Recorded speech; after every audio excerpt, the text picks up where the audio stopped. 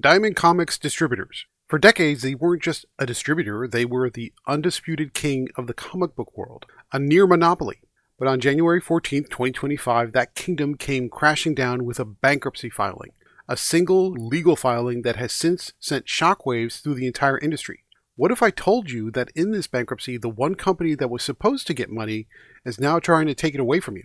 Under a legal maneuver called an adversary proceeding, the now bankrupt Diamond debtors are suing creators and publishers to claim ownership of their own books. This isn't just about money, it's a legal battle for the very inventory that belongs to the creators and those publishers. It's a twist worthy of a Shyamalan film, and it's threatening to reshape the entire industry. So let's talk about the final catastrophic issue of the comic world's longest running series, the Diamond Comics Bankruptcy. The fall was a long time coming. According to sources like the Comics Journal, the end was a confluence of factors. The loss of key exclusive relationships, most notably from DC and Marvel, starting with the pandemic, a general contraction in consumer spending, and the rising operational costs of being the central nervous system for an entire industry. Diamond, which once controlled up to 70% of the US distribution market, simply couldn't hold on to its once ironclad grip. And what was the result? A chaotic, brutal, and frankly hilarious auction. The company's assets were carved up and sold off like a priceless art collection, but to different buyers. CityBiz reported that Diamond UK was sold to its own UK-based management team in a move to ensure continuity for the European market. Then, in an article from Graphic Policy, we learned that the game distribution arm, Alliance Game Distributors, was acquired by a Canada-based company called Universal Distribution. But the biggest piece of the pie, the core U.S. operations that distribute comics throughout all of North America, was acquired by a company called Ad Populum, which created a new entity called Sparkle Pop. Doesn't that name just fill you with confidence? Sparkle Pop now owns the main distribution arm, Diamond Book Distributors, and Diamond Select Toys as well. This company has acquired the King's Corpse, but without the baggage of its debts. But here's where it gets a little crazy. Before we take the next step, you would think that when a company goes bankrupt, the first thing they would do is pay off their creditors, right? That seems logical. But here's a question for you, and I want to hear your answer in the comments. Is it a simple legal loophole, or is it a form of legal theft to take back the very books you already paid for? Or is it something else entirely? Let me know in the comments. The most contentious part of this whole mess revolves around the consignment system. Publishers would send their books to Diamond for distribution, and they remained the publisher's property. But the Diamond debtors are claiming that if a publisher didn't file a form called a UCC-1 financing statement with the state of Maryland, which is where they're incorporated, they effectively forfeited the rights to their own inventory. This is according to an article from Bleeding Cool, and it's a devastating legal interpretation. So if you have large and small publishers who have given their inventory over to Diamond just to hold them in safekeeping, and now Diamond is saying, you're not getting it back, what are they supposed to do?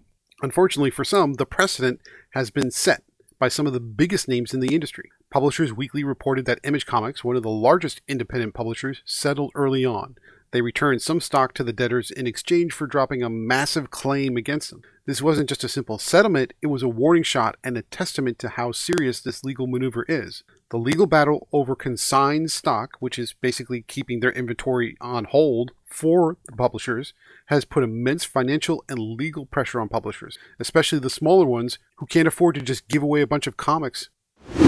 So as you can imagine, there are some positives and negatives coming out of this situation. I mean, not everybody's going to be a loser.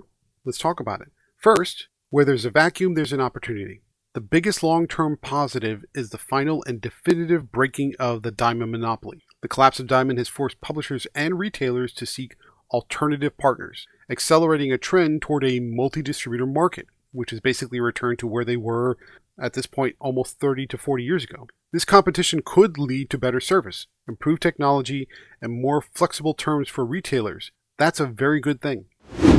But you can't make an omelet without breaking a few eggs, and this omelet is an absolute mess. Diamond's bankruptcy has been profoundly disruptive. According to the Comics Journal, retailers have faced inconsistent deliveries, billing confusion, and a complete lack of support for key systems like Comic Suite and Pullbox, which were shut down by the new owners at Sparkle Pop. The system is still trying to find its footing by creating a new and more modern ecosystem while sloughing off the decay and the brokenness of the old one.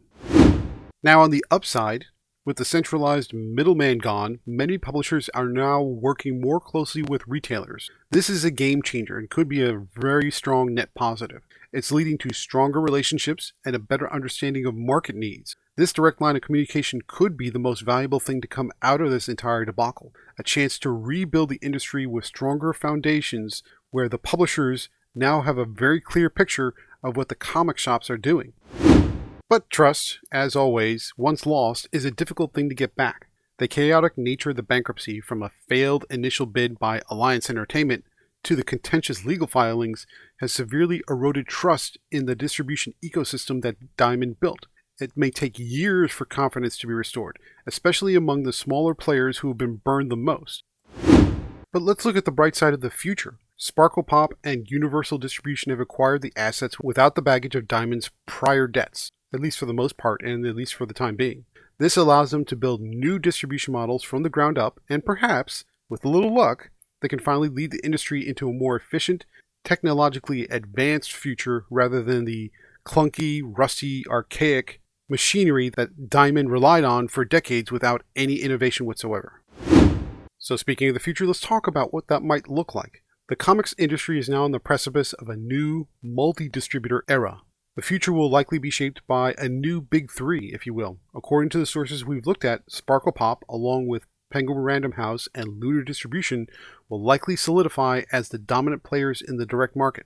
The competition between them is what's going to drive change. Better shipping, better inventory control, better insights into what to order, and how to deal with damaged goods, if there are any. The shutdown of Diamond's old retail system, for example, has created a vacuum. That clunky, archaic, almost 1990s era level of a website just was not making it in the modern world, and new players are going to fill it. We can expect to see a wave of innovative software solutions for pull lists, inventory management, and ordering as new companies vie for the loyalty of comic shop owners. It's like a new software war, but for nerds. Last but not least, when we're thinking about the future, the distribution model is now decentralized. Publishers may have more leverage to negotiate favorable terms and explore new sales channels beyond the traditional direct market. But here's the kicker. Retailers now face the new challenge of managing relationships and order with multiple distributors. The industry will need to adapt to a new normal where no single entity dictates its operations. It's a brave new world, and it's a beautiful, chaotic mess, depending on your point of view. So what's the final verdict? The Diamond bankruptcy was a long overdue, painful, but ultimately necessary event.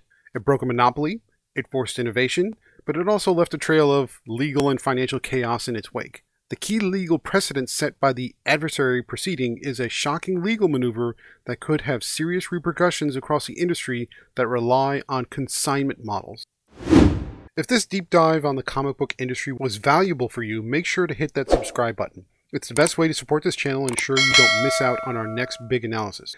And tell me in the comments, what do you think is the future of comic book distribution? Now, go read comics, but read wisely. I'll see you next time for more comical opinions.